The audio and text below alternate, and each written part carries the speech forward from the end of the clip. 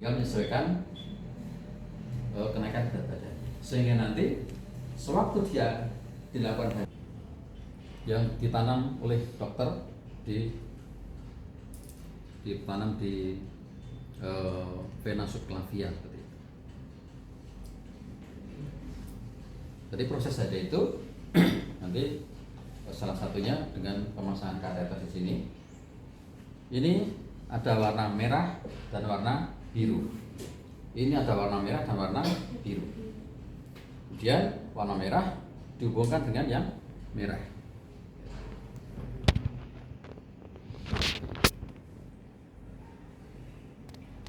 Oke, dikonekkan. Terus yang biru juga akan dikonekkan ke warna biru seperti ini.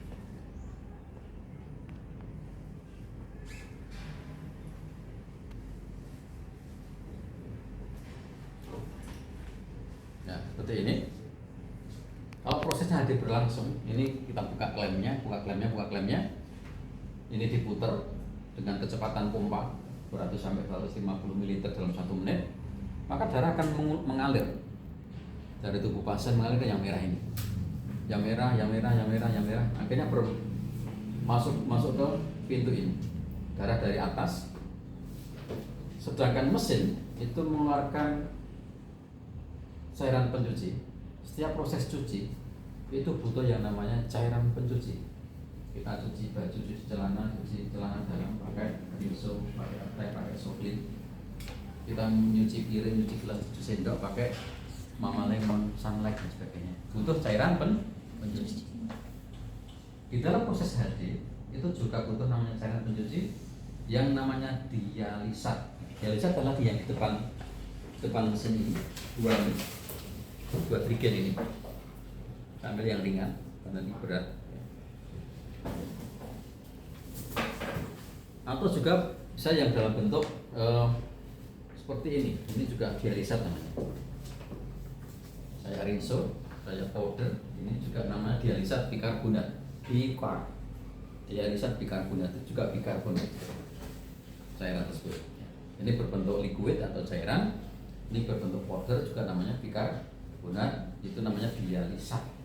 Dialisat adalah cairan pencuci darah. Dialirkan oleh mesin ke dialisat ini melalui pintu yang biru ini.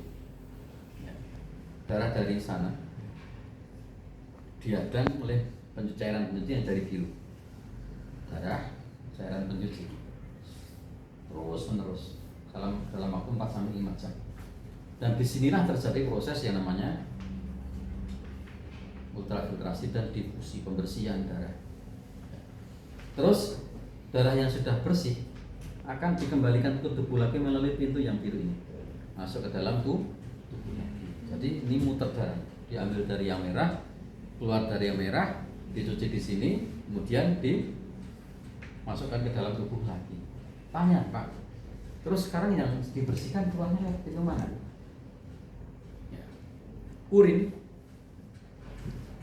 ureum, kreatinin, asam urat, sama nitrogen amonia keluarnya lewat pintu yang ini. Ya, jadi ini darah dari atas, dialisat dari bawah, ini yang sudah bersih ke sana, hasil cucinya ini, air kencingnya ini dibuang ke drainase. Itu selama 4 sampai 5 jam seperti itu. Darah mengalir, mumpah, dimuter terus seperti itu. Berarti itu namanya proses HD seperti itu. Sampai situ ada yang tanya? Tidak, kita lanjutkan ya.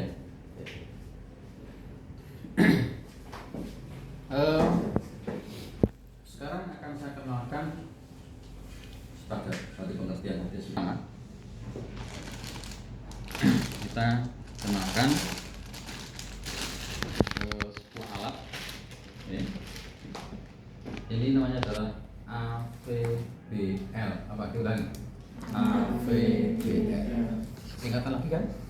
AVBL kepanjangannya adalah arterial venous blood line. Arteri venous blood line. Kalau yang merah saja ini namanya adalah arteri blood line. Kalau yang biru VBL, venous blood line. Sehingga kalau digabungkan dalam satu set begini, ini ada warna merah dan warna biru, fungsinya sebagai saluran darah, baik yang darah yang keluar dari tubuh dan darah yang akan dimasukkan ke dalam tubuh lagi setelah melalui proses pencucian atau proses filtrasi di hollow fiber tadi di ginjal buat. Jelas ya?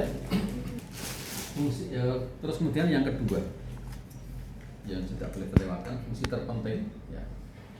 Ini namanya adalah dialiser.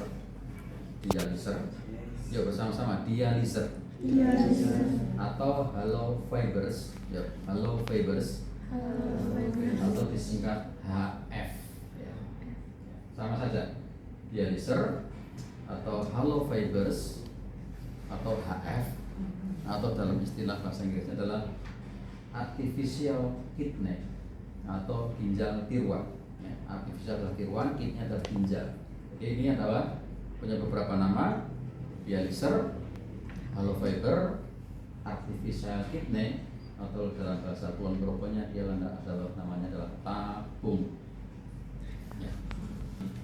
Fungsinya adalah sebagai penyaring, memfiltrasi darah, memisahkan darah, atau sebagai ginjal buatan pasien yang sudah rusak. Ginjal pasien rusak digantikan dengan yang namanya artificial kidney dialiser atau hollow fiber ini untuk menyaring darah pasien. Yang nanti dipasang di sini. Disinilah terjadi proses penyaringan. Di sini terjadinya proses ultrafiltrasi di dalam serabut-serabut ini. Secara anatomi, dialiser ini mempunyai 4 pintu. 1, 2, 3, dan 4. Pintu yang merah ini adalah pintu masuknya darah dari tubuh pasien. Darah keluar dari tubuh pasien melalui pintu yang merah ini.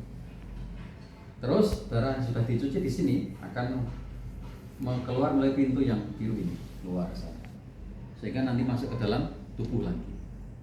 Pintu yang ini adalah pintu masuknya dia lisat atau cairan pencuci tadi, arahnya ke atas. Kalau darah itu dari bawah, dari atas ke bawah, dialisir dari atas ke bawah, terjadi counter sirkulasi sehingga terjadi proses pencucian atau filtrasi di sini, difusi. Setelah itu urin, asam urat, sampah nitrogen, kreatinin, urium, amonia keluarnya lewat yang pintu atas. Secara detail lagi, dialiser ini terbagi atas 2 ruangan atau kompartemen darah dan kompartemen dialiser. Nanti darah akan masuk dari pintu tadi memasuki ke ini ruangan ini. Ini adalah spon, adalah fiber, masuk ke sini, darah menyerap, terserap ke sini. Dan ini adalah ada kapiler-kapiler, ada benang-benang. Ya, di dalam ada benang-benangnya tadi. Dan benang-benang ini adalah berpori-pori. Sehingga kompartemen darah. Sedangkan dialisat, kompartemen dialisat atau ruang dialisat nanti mengisi di tepi ini. Di tepi yang bening ini, di tepi yang ini. Dialisat yang dipompa mesin ke sini mengisi.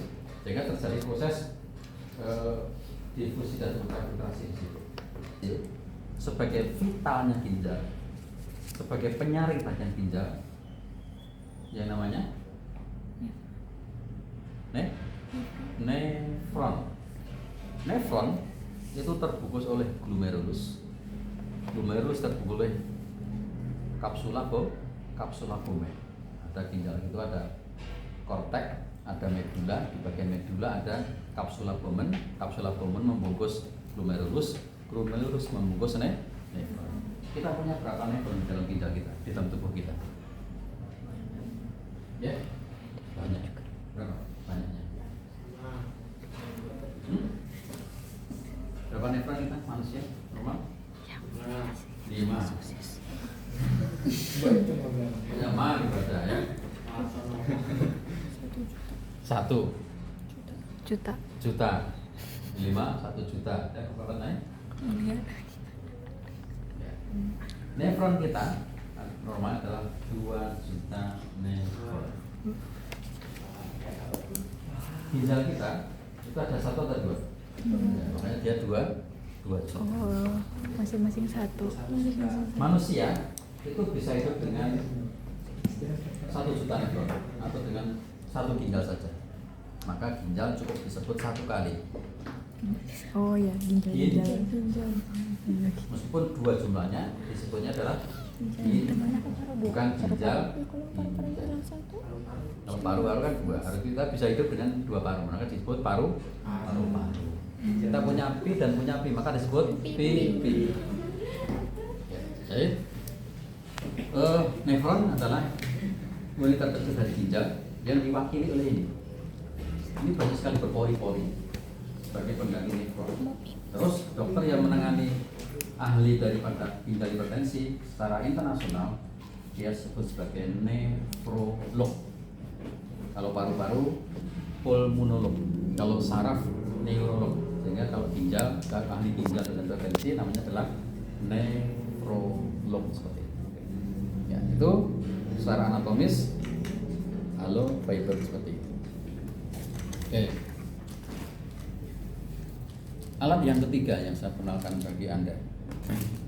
Darah nanti akan dikeluarkan oleh dari tubuh melalui proses pengeluaran darah.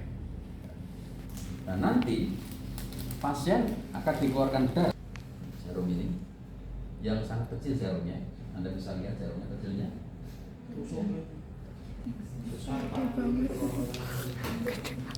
Satu paku reng ya, ditusukkan fistula needle atau jarum fistula. Fungsinya adalah sebagai akses vaskuler. Akses itu jalan vaskuler ke pembuluh darah, sebagai jalan masuk dan keluarnya darah dari tubuh pasien. Nanti pasien disuntik dua tempat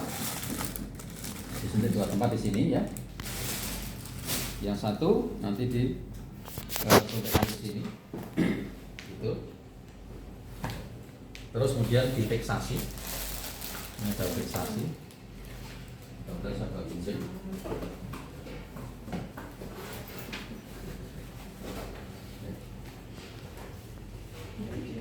Ini anggap saja sama ya.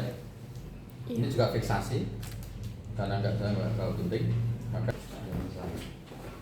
kemudian ada satu lagi disuntiknya, bisa berdiri ya. Ini pasien sudah terpasang namanya akses vaskuler, namanya adalah avesan ke bawah, seperti ini, suntik ke bawah, ya. Seperti ini. Bisa pakai plester yang ini, bisa pakai epavin yang ini tadi, sama saja. Oke. Sehingga nanti pasien terpasang dua AV fistula yang mengarah ke bawah, itu darah yang mau dicuci. Sama dengan ini tadi, yang merah. Terus darah yang sudah dicuci masuknya lewat yang tusukan satunya ke sana seperti itu. Itu namanya adalah AV fistula needle sebagai alat untuk jantung langsung. Jantung adalah pemompa darah kita yang di sini letaknya, bunyi pompanya seperti itu. Dia memancarkan darah dan mengalirkan darah dari jantung ke seluruh tubuh melalui pembuluh darah yang namanya arteri.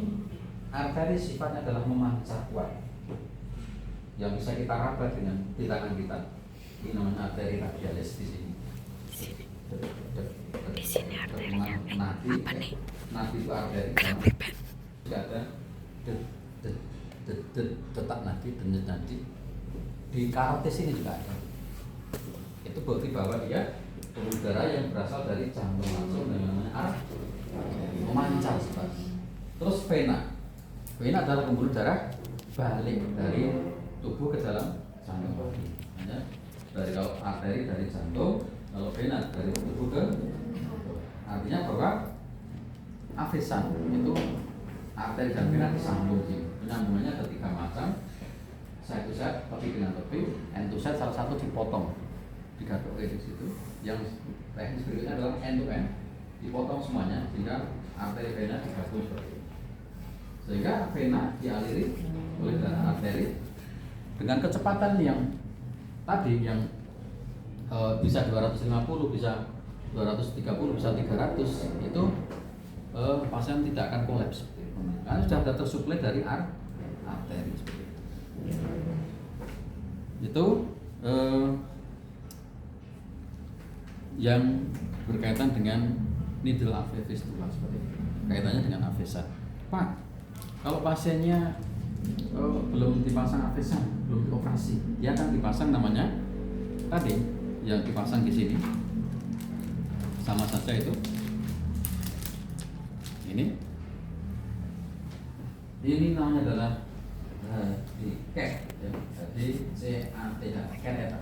HD kateter atau CDL, kateter double lumen, bukan cinta dalam lamunan ya. CDL, kateter double lumen. Kateter, ini kateternya double, ada dua double ini. Kamu punya satu atau dua? Oh malah dua, malah tiga triple. Kateter double lumen, satu kateter tapi di dalam itu ada lumen dua, yang satu lumen masuk dan satu lumen keluar. Kalau Anda masukkan air dari sini, maka akan keluarnya lewat yang pori-pori ini. Nah, ini berpori-pori kan? Ya. Saat dilakukan HD ini kan disedot, darah akan keluar lewat sini. Kalau kamu masukkan air dari biru, nanti ujungnya di biru ini. Jadi nanti darah itu dicuci dari sini keluar ke luar tubuh, masuk mesin HD, setelah dicuci masuknya ke sana. Jadi ini mengambil, ini masukkan. Makanya dinamakan double lumen. Ini fungsinya adalah sebagai akses masuknya sementara, jalur keluar masuknya darah, nanti sementara. Dipasang di mana ini? Ini dipasang di vena subclavia. Kita punya clavicula di sini. Di bawahnya adalah vena subclavia. Vena subclavia terusannya adalah vena cava superior. Vena cava superior terletak di atas jantung superior. Yang mengalir ke jantung adalah vena cava superior. Betapa ini masuknya dalam banget ya. Sehingga pasien yang terpasang ini nanti akan seperti ini. Akan ditempeli seperti ini. Ini vena subclavia. Bisa kanan, bisa kiri. Pak, kalau ini rusak gimana? Di leher. Bisa di leher. Bisa dari pasangnya dari bawah ke sini, bisa dari atas ke bawah. Jadi pasangnya pasiennya kemana-mana kayak baik ini. Iya, adanya. Ada gambarnya kalau Anda kurang bisa membayangkan. Yang penting juga ini adalah suatu obat yang namanya heparin. Heparin adalah suatu zat atau obat sebagai antikoagulan atau anti pembekuan, anti penjendalan darah. Darah yang segini banyak di luar tubuh, yang mengalir di luar tubuh segini banyak, sekitar 200 cc, berpotensi terjadi beku. Kita keluarkan darah dikit aja, gampang beku nggak? Ya. Darah gampang beku karena ada sel trombosit seperti itu. Ya. Darah yang segini banyak di luar tubuh, yang melewati selang, yang melewati kapiler-kapiler ini, perlu dilakukan pencegahan pembekuan, mencegah penjendalan dengan obat yang namanya heparin. Nanti heparinnya dimasukkan di mana? Heparin nanti dioplos dengan NaCl ini, campur dengan spet, ini dikasih NaCl dulu, nanti dioplos dengan heparin dengan dosis tertentu yang sudah ditentukan. Ada mini, ada standar, ada heparin. Kemudian setelah itu kita masukkan heparin ke dalam siring pump yang ada di mesin. Seiring perkembangan zaman, mesin dilengkapi dengan siring pump. Dan nanti saat proses jadi berjalan, siring pump ini akan bekerja mendorong heparin tersebut secara otomatis melalui pengaturan mesin. Seperti itu. Jadi nanti HD-nya jalan, darahnya ngalir, ini juga ngalir pengaturan mesin nanti. Sehingga proses HD darahnya tidak akan beku karena ada zat pembekunya yang namanya heparin. Ini heparin namanya. Terus yang berikutnya yang perlu saya perkenalkan, ada belum tadi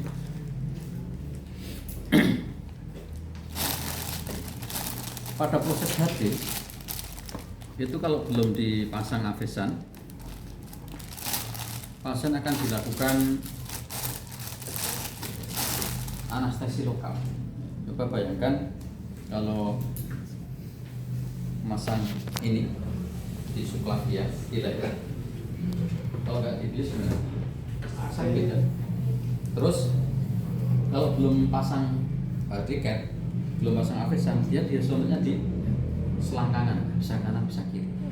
Darah yang sangat sensitif, vena yang besar yang memungkinkan untuk dicuci, dia akan dipasang di vena femoralis dextra atau sinistra, disontek dengan jarum yang besar tadi. Otomatis darah sensitif tersebut kalau tidak dilakukan pembiusan maka akan sakitnya minta. Di sini ada struktur anatomis VAS, vena, arteri dan pusat. Kalau nyentiknya pas nah arteri apa namanya? Dulu dibius enggak? Ya, itulah sehingga dia tidak merasakan sakit saat burungnya dipotong. Masih sakit Pak itu. Oh, masih sakit berarti biusnya kurang pintar. Iya. Anestesi. Jadi ada suatu obat namanya ada lidocaine. Lidocaine fungsinya lidocaine dengan anestesi lokal untuk mematikan, mengurangi rasa sakit di daerah femoralis maupun dipasang HDCAT seperti itu. Oke. Lidocaine. Lidocaine. Lidocaine. Oke. Ya, sebagai contohnya, ya. Misalnya nanti kalau kurang di sini kurang jelas ya, di sini kurang jelas masih jauh, kita akan menjelaskan lagi. Ya. Bisa tangan ke sama. Punya bekas apesan, ya, operasi. Saat HD berlangsung akan GHD, pasien akan disuntik dengan serum seperti itu. Tuh, disuntik ya dia. Bismillahirrahmanirrahim. Difiksasi dengan tepapik atau dengan plester. Satu menghadap ke atas, yang satu akan disuntik menghadap ke bawah. Seperti itu. Satu lagi Bu ya.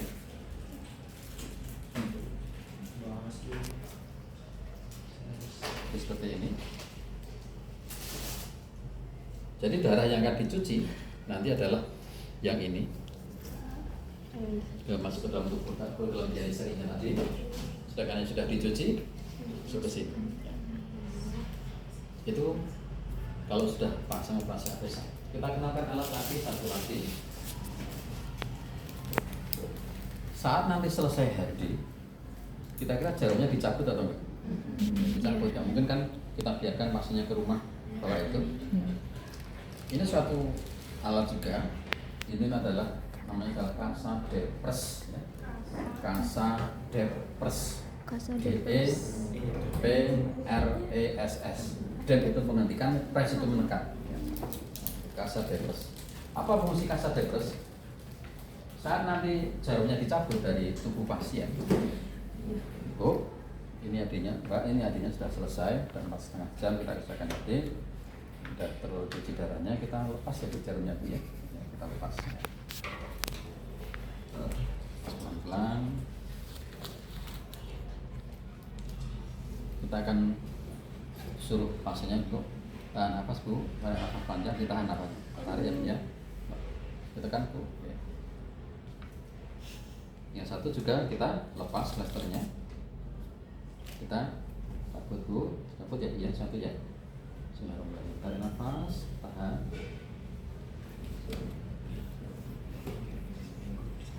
Ya, depres ini berfungsi untuk menekan tangan atau area yang sudah dilakukan penyuntikan tadi. Jarum yang begitu besar, kalau tidak dilakukan seperti ini, apa yang terjadi? Darah akan bocor, akan memancar dan sebagainya karena dia dari arteri langsung. Nah, fungsi depres adalah untuk menghentikan perdarahan yang berasal dari bekas tusukan. Selama berapa menit ini? Selama berapa menit dilakukan pengedepan seperti ini? 10 sampai 15 menit. Ya, karena dia sudah pasang apesan, akan dia memancar darahnya. Sambil dia ditekan gini, diedukasi pasiennya. Bu, area yang dipasang apesan yang untuk AD ini yang pertama tidak boleh dilakukan pemasangan infus di RC. Ya, jadi kalau ada pasien, Anda menjumpai pasien terpasang avesan di tangan kanan, maka tangan kanannya di area manapun tidak boleh dilakukan pemasangan infus.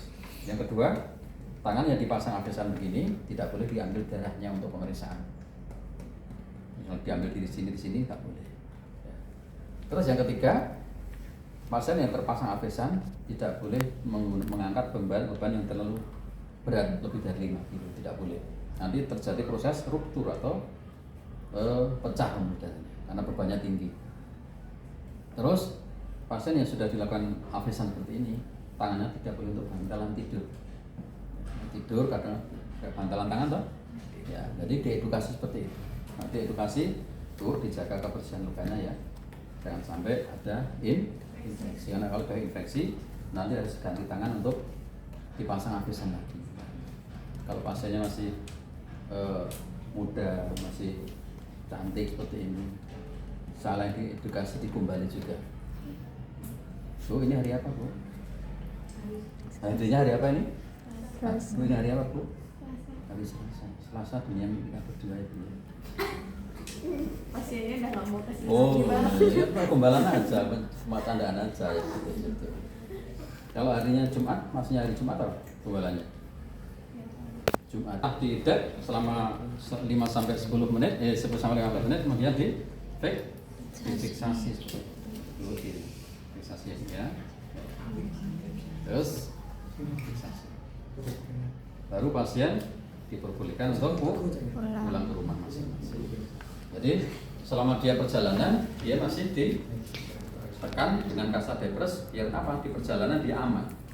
Ada suatu ketika dilepas di dalam bis, ternyata ngocor. Pasien kan penumpangnya masih bertanya-tanya, kenapa Pak?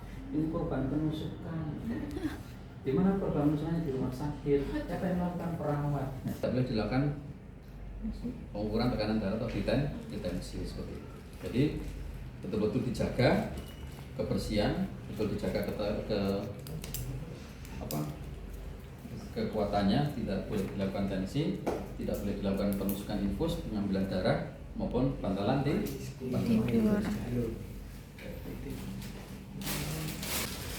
akan dibasahi, akan dilembabkan dengan NaCl dulu. Jadi sebelum dia teraliri di darah, dia akan di priming dulu. Priming adalah pembilasan APBL dan dialiser dengan NaCl, kemudian fisiologis atau sodium klorid atau NaCl, natrium klorida. Jadi larutan fisiologis ini selain membilas, ini ada pengawetnya. Namanya adalah ethylene oxide yang mengawetkan alat, dibilas dulu. Jadi dibilas dengan NaCl. Fungsi NaCl tadi salah satunya juga sebagai untuk mengoplos heparin. Fungsi NaCl juga setelah selesai HD, darah akan dimasukkan ke tubuh, nanti diiringi atau dibilas pakai NaCl, juga digiring pakai NaCl bersama NaCl, dan tidak kemasukan darah. Fungsi NaCl juga pada pasien-pasien dengan hipovolemianya, misalnya dia naiknya 3 tapi bilangnya 4, akhirnya kita program BF-nya 4. Kekurangan cairan nggak? Yeah. Terjadi proses hipovolemi, terjadi proses hipotensi, bahkan hipoglikemi. Maka NaCl nanti dibuka jalannya, buka klemnya, pasien akan dialiri NaCl, akan diberikan loading NaCl. Itu untuk mengatasi hipovolemia pada pasien. Jelas ya? Alat-alat sudah saya sampaikan semuanya, banyak 10 alat, dan fungsinya sudah tahu, itu nanti dipelajari, itu nanti akan keluar ketika kamu akan evaluasi. Kita lanjutkan. Sekarang apa indikasi dilakukan HD? Indikasi dilakukan HD. Yang pertama, indikasi klinis. Indikasi klinis HD dilakukan pada pasien-pasien dengan CKD stage 5 atau pasien-pasien gagal ginjal stage 5. Yang kedua, HD dilakukan pada pasien-pasien dengan kondisi udem paru akut. Paru-parunya tergenang air, sesak napas, dia butuh cairan segera dikeluarkan dari paru-paru dengan HD. HD juga dilakukan pada pasien-pasien dengan asidosis metabolik berat. Biasa AC ketiganya turun, pH-nya turun, maka dia akan cairan dialisa ini isinya adalah bikarbonat, nanti bikarbonat akan beralih dari kompartemen dialisis ke darah sehingga pasiennya tertangani hasil dosis metaboliknya. Kemudian pasien dengan koma urimicum. Koma adalah tidak sadar, urimicum adalah karena tidak sadar karena urinnya tinggi. Seperti itu. Terus sekarang indikasi secara laboratoris. Indikasi secara laboratorium, indikasi berdasarkan nilai laboratorium. Fungsi ginjal itu diwakili oleh satu pemeriksaan namanya ureum kreatinin. Ureum normal itu maksimal adalah 45. Ureum kita di dalam darah normalnya adalah 45. Sedangkan kreatinin itu cuma 1,02 saja. Pada pasien-pasien gagal ginjal, berhubung fungsi ginjal turun, maka ureumnya akan tinggi. Lebih dari 100, lebih dari 150, lebih dari angka normal. Kreatininnya yang harusnya 1,02, 1,2, dia pasien-pasien gagal ginjal kita 7, 10 bahkan. Itu indikasi terjadi gagal ginjal. Maka dia dibersihkan. Ureum kreatinin merupakan racun tubuh yang harus dievakuasi dari darahnya. Seperti itu. Sekarang misalnya ada tetanggamu ke rumah kamu. Kemarin saya diperiksa dokter, saya mual muntah, tidak langsung makan, kata-kata saya dicek. Ternyata hasil ureum saya 170. Kreatinin saya 12. Saya sakit apa?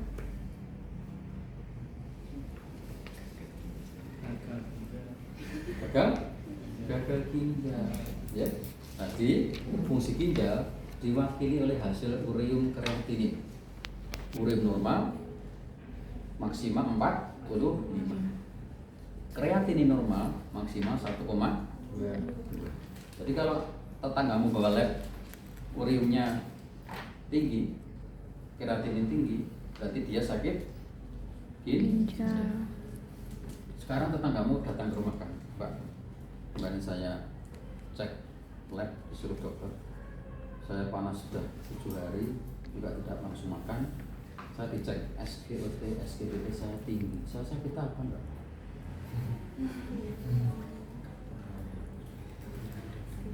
SGOT, SGBT atau SGOT, SGBT? SGBT tahu?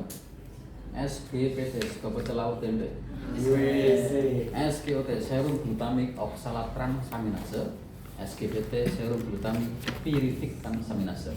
SGOT, SGBT adalah mewakili fungsi liver atau hati. Sehingga kalau SGOT, SGBT tinggi, dia penyakit liver, sakit hepatitis, artinya sakit seperti itu, sakit infeksi di hati. Datang lagi tetanggamu ke rumah, Mbak. Kemarin saya sesak nafas, jantung berdebar-debar, sering sesek. Saya disuruh cek CKMP, LDH, troponinnya tinggi, CKMP-nya tinggi, LDH-nya tinggi. Saya sakit apa? Jantung. Jadi fungsi jantung diwakili dari pemeriksaan troponin, CKMP, LDH. Itu laboratorium. Datang lagi tetanggamu, Mbak, saya kemarin dicek, saya panas 7 hari, tidak langsung makan. Saya dicek widal saya 1/200, saya sakit apa? Widal saya tinggi. Lah ya widal. Berarti ureum, kreatinin, SGOT, SGBT, CKMP, LDL tinggi, ini widalnya yang tinggi. 100/200, saya sakit apa? Ginjal, hati, jantung.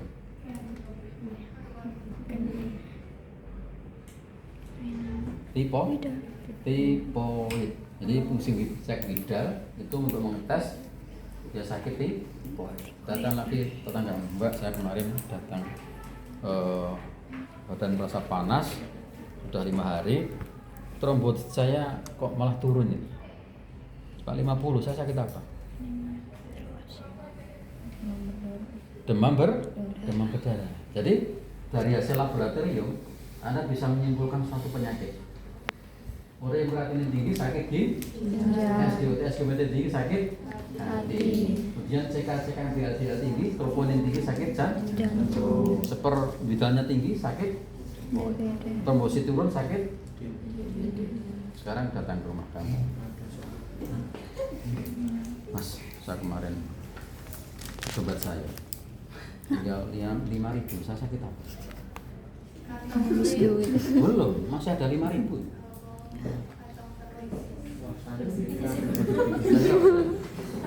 Pikiran saya. Bukan. Bukan. Apa? Apa? Kalau Anda di tensi sekarang, tensi saya 200/100 saya sakit. Sekarang sebagai seorang perawat, tentunya sebelum melaksanakan tindakan HD, ada persiapan-persiapan yang harus kamu lakukan sebelum Anda melakukan asuhan perawatan atau melakukan tindakan HD. Ada 3 persiapan yang harus Anda siapkan, yang harus Anda lakukan sebelum melaksanakan HD. Yang pertama adalah persiapan pasien. Pasien harus disiapkan. 1, persiapan pasien adalah identitas pasien harus jelas. TTV atau tanda-tanda vital harus baik. Tidak dilakukan HD jika tensinya, tekanan darahnya kurang dari 80. Ada datang dari UGD, mobil dari UGD, Pak, ini yang urin kreatinine tinggi, sakit ginjal, tensinya 80/30 atau 40. Anda bisa melakukan HD? Tidak, karena dia tensinya masih hipotensi, masih sangat rendah. Dia perbaikan KO. Tadi tensi, identitas pasien, kemudian juga berat badan pasien, itu penting. Berat badan pasien itu menentukan apa? Ultrafiltrasi, kenaikannya berapa kilo, sehingga Anda bisa mengukur penarikan cairannya. Yang penting lagi juga di persiapan pasien juga ada informed consent-nya, persetujuan tindakan HD dengan tindakan medis. Setiap proses HD, setiap proses tindakan medis perlu adanya informed consent. Mau dioperasi ada legal, formalnya tertulis, ada surat informed consent. Itu persiapan pasien. Yang kedua adalah persiapan mesin. Persiapan mesin ada beberapa yang harus disiapkan. Yang pertama adalah listriknya harus nyala. Kita tidak bisa mencuci, mesin ini tidak bisa hidup, tidak bisa bekerja kalau listriknya mati. Makanya listrik harus nyala, harus siap. Yang kedua setelah listrik ada persiapan air. Ya, tadi di belakang sana ada mesin RO namanya, ada mesin reverse osmosis atau water treatment yang di mesin itu mengolah air yang digunakan untuk mencuci darah. Setiap proses cuci butuh yang namanya air sumur, air PDAM dan air sebagainya yang untuk mencuci pakaian, mencuci baju, mencuci alat makan. Tetapi yang digunakan untuk mencuci darah, air yang sudah ditreatment dengan pengolahan water softening, water filtrasi, water softening, deionisasi, baru masuk ke reverse osmosis. Dari mesin RO reverse osmosis dialirkan ke mesin HD, dicampur dengan irisan, menghasilkan suatu cairan yang untuk mencuci darah tadi. Airnya harus siap. Mesin RO tidak boleh mati, airnya harus selalu ada. Yang ketiga, sistem dialisatnya. Jadi dialisat ini, ya, tujuannya ada dialisat harus mengalir ke mesin. Harus tidak ada sumbatan, harus konduktivitasnya harus tercapai. Kemudian juga ada persiapan lain adalah di mesin adalah sistem drainasenya harus bagus. Jangan sampai drainasenya mampet, unit yang Anda gunakan pencuci darah HD-nya tergenang oleh limbah tadi.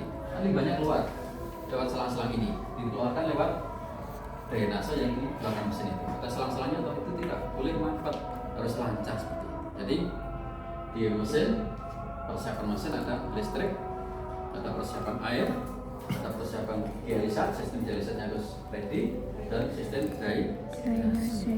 Kemudian yang terakhir, persiapan ketiga adalah persiapan alat-alat HD. Alat-alat HD ini harus ready di dekat Anda kalau Anda akan melakukan HD. Jangan sampai alat-alat ini masih di sana. Pasien sudah datang, alat-alat belum ada. Oh, tabungnya masih di sana, ambil.